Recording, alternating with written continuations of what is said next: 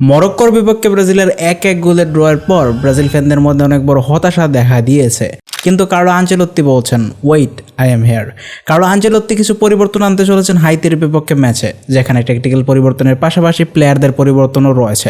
আজকের ভিডিওতে আপনি জানতে পারবেন হাইতির বিপক্ষে ব্রাজিলের এক্সপেকটেশন কি, আর এই ম্যাচে ব্রাজিল কী ধরনের ট্যাকটিক্স অবলম্বন করবে। চলুন দেরি না করে শুরু করা যাক। ফেসবুকে যে নতুন হলে ফলো করতে বলবেন না, ইউটিউব চ্যানেল নতুন হলে অবশ্যই সাবস্ক্রাইব করতে বলবেন না। আমরা 50K খুবই কাছে আছি।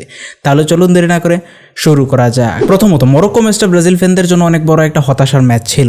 এই ম্যাচে ব্রাজিল অনেক কিছু শিখতে পেরেছে। এর মধ্যে সর্বপ্রথম যে জিনিসটা সেটা হচ্ছে ম্যাচকে কন্ট্রোলে নিতে না পারলে সেই ম্যাচটা থেকে কিন্তু রেজাল্ট বের করে আনা অনেক কঠিন হয়ে যায়। কার্লো আনচেলত্তির প্ল্যানিংটা কি? কার্লো আনচেলত্তি ক্লিয়ারলি বলেছেন যে দলগুলো এই বিশ্বকাপে সবচেয়ে কম গোল হজম করবে তারাই বিশ্বকাপ জিতবে।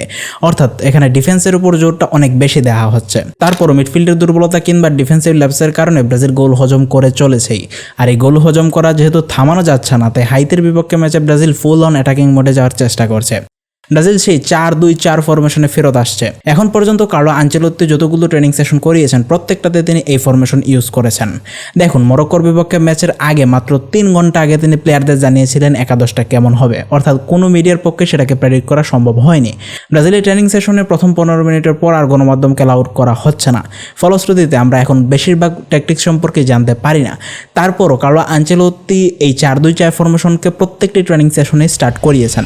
যদিও প্রত্যেকটা ট্রেনিং সেশনে কার্লো আনচেলত্তি ডিফারেন্ট প্লেয়ারকে দিয়ে ট্রাই করেছেন, অর্থাৎ তিনি এই কম্বিনেশনের মধ্যে সবচেয়ে বেস্ট ফিটেড প্লেয়ারকে খুঁজে বের করার চেষ্টা করেছেন। তাছাড়া ব্রাজিলের প্রথম ট্রেনিং সেশনে অংশগ্রহণ করেননি রাফিনা, ব্রুনো গিমেরেজ এবং গ্যাব্রিয়েল, দুজনকেই রেস্ট দেওয়া হয়েছিল। আর লাস্ট যে ট্রেনিং সেশনটা হয়েছে আজকে, সেখানে নেইমার জুনিয়র প্রথমবারের মতো দলের সাথে ট্রেনিং করেছেন। তিনি এখনও বল নিয়ে সম্পূর্ণ ম্যাচের মতো খেলা শুরু করেননি, কিন্তু ফিজিক্যাল ট্রেনিং করেছেন। দলের সাথে ট্যাকটিক্সের বিভিন্ন ধরনের জিনিসপত্রে তিনি জড়িত ছিলেন। আশা করা হচ্ছে হাইতির বিপক্ষে ম্যাচে তাকে হয়তো দেখা যাবে না। সেই ক্ষেত্রে তাকে যদি মিনিট দেওয়া হয় সেটা খুবই হাতে গোনা সময় হতে চলেছে, অর্থাৎ তিনি স্টার্ট করছেন না এবং তাকে হয়তো গুরুত্বপূর্ণ সময় খেলানো হবে না। তবে এটা স্বস্তির বিষয় যে তিনি 100% ফিট হয়ে গিয়েছেন এবং তিনি তার ট্রানজিশন ফেজে চলে এসেছেন। এখন পর্যন্ত ব্রাজিল ট্রেনিংয়ে কয়েকটা টেকনিক্যাল ব্যাপারে কাজ করেছে। সর্বপ্রথম যে জিনিসটা নিয়ে তারা কাজ করেছে সেটা হচ্ছে বিল্ড আপ প্লে। লাস্ট ম্যাচে আমরা দেখতে পেয়েছি অলমোস্ট প্রত্যেকটা মিস পাসই এসেছে বল বিল্ড আপের সময়। সেক্ষেত্রে সেটা ব্রুনো করেছেন কিংবা পাকেতা করেছেন। ব্রাজিলের এই বল বিল্ড আপের মিস পাসের যে সমস্যাটা, এই সমস্যাটা থেকে বেরিয়ে আসাই হচ্ছে এখন মূল টার্গেট। কারণ আনচেলত্তি ট্রানজিশনাল ফুটবল পছন্দ করেন। তার খেলার মধ্যে প্রথমে বলটা আস্তে আস্তে বিল্ড আপ করা হয়, তারপর হঠাৎ করেই 2-1টা পাসের মাধ্যমে গোল অর্জন করার চেষ্টা করা হয়। রিয়াল মাদ্রিদে আমরা লম্বা সময় এই ধরনের ঘটনা দেখতে পেয়েছি। যেহেতু কার্লো আনচেলত্তি অনেক বেশি ফ্লেক্সিবল একজন কোচ, তিনি ব্রাজিলের প্রত্যেকটা ম্যাচে ডিফারেন্ট একাদশ ট্রাই করবেন। এখন পর্যন্ত ব্রাজিলের হয়ে যে 13টা ম্যাচে তিনি দায়িত্ব পালন করেছেন, প্রত্যেকটাতে ডিফারেন্ট একাদশ ট্রাই করা হয়েছে। এখনও কার্লো আনচেলত্তি তার পরীক্ষা নিরীক্ষার মধ্যেই আছেন, বিকজ আমি আগেও বলেছি কার্লো আনচেলত্তি তার সেরা 11টা এখন পর্যন্ত খুঁজে বের করতে পারেননি। ব্রাজিল যে প্রথম ট্রেনিং সেশন করে, সেই ট্রেনিং সেশনে ব্রাজিল ইউজ করেছিল 4-2-4 ফরমেশন, যেখানে ব্রাজিল 4 জন ডিফেন্ডার ইউজ করিয়েছে। আলেক্সান্দ্রো দানিলো খেলেছেন 2 জন 2 ফ্ল্যাঙ্কে এবং মাঝখানে মার্কিনোজের সাথে ব্রেমারকে ইউজ করা হয়েছে। আর ব্রাজিল মিডফিল্ডে 2 জন পিভট খেলাচ্ছে। ক্লিয়ারলি তাদের কাজ হচ্ছে 100% ডিফেন্সিভ। তিনি হচ্ছেন ব্রুনো গিমেরেজ এবং ফাবিনহো। আক্রমণ ভাগে ব্রাজিল 4 জনকে খেলিয়েছে প্রথম ম্যাচে, যেখানে Vinicius Junior, Matheus Cunha, Rayan এবং লুইস এনরিকেকে সুযোগ দেওয়া হয়েছিল। সেকেন্ড ট্রেনিং সেশনে ব্রাজিল কিন্তু এখানে আবারও পরিবর্তন করেছে। সেকেন্ড ট্রেনিং সেশনে ব্রাজিল 4-2-4 ফরমেশনের সেই চেনা পরিচিত রূপে ফিরে গিয়েছে, যেখানে ব্রাজিল অনেকগুলো ম্যাচে সাফল্য পেয়েছে। যেখানে লেফট উইংয়ে গ্যাব্রিয়েল মার্তিনেল্লিকে ইউজ করা হয়েছে, রাইট উইংয়ে লুইস এনরিকে ইউজ করা হয়েছে এবং আক্রমণ ভাগে 2 জন ফলস 9 হিসেবে ইগোর থিয়াগো এবং ভিনিসিয়াসকে ইউজ করা হয়েছে। কোনো জায়গায় ভিনিসিয়াসের সাথে ম্যাথিয়াস কুনহাকেও ইউজ করা হয়েছে। কিন্তু প্রত্যেকটি ট্রেনিং সেশনে এই জিনিসটা ক্লিয়ার, ব্রাজিল তাদের মিডফিল্ড ওকে পরিবর্তন করেনি। তারা ফাবিনোর সাথে ব্রুনোর যে কম্বিনেশন সেটাকে তৈরির চেষ্টা করেছে। মোস্ট প্রবাবলি তারাই স্টার্ট করতে চলেছেন।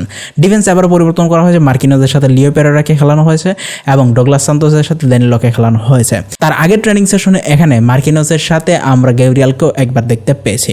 সবচেয়ে বড় যে চমকটা দেখা গিয়েছে সেটা হচ্ছে রাইট ব্যাকে, সেখানে দানিলোর বদলে এদারসনকে ইউজ করা হয়েছে। সো এটা আসলে সারপ্রাইজিং, একজন মিডফিল্ডারকে কেন রাইট ব্যাক হিসেবে ইউজ করা হয়েছে। যদিও তিনি পরবর্তীতে নেমেছিলেন, আমরা হয়তো তাকে স্টার্ট করতে নাও দেখতে পেতে পারি।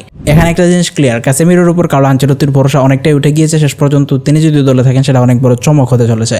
আক্রমণ ভাগে ম্যাথিয়াস কুনহাকে ট্রাই করা হয়েছে, ইগোর থিয়াগোকেও ট্রাই করা হয়েছে। দুজনের কেউ তেমন পারফর্ম করতে না পারায় এনরিকের ব্যাপারে কিন্তু ব্যাপক প্রেশার আছে কার্লো আনচেলত্তির উপরে।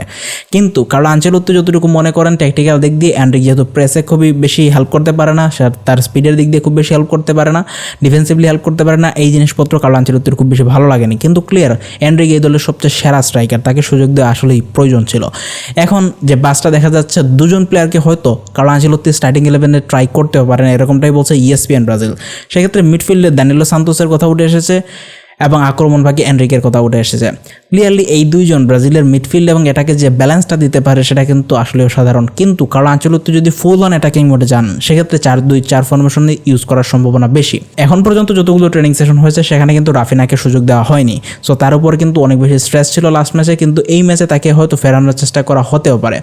আমার কাছে মনে হয় মেথিয়াস কুনহা কিংবা ইগোর থিয়াগোকে না খেলিয়ে ব্রাজিল যদি 4-2-4 ফরমেশনে খেলে সেক্ষেত্রে ভিনিয়ার রাফিনাকেই ফলস 9 হিসেবে খেলানো উচিত।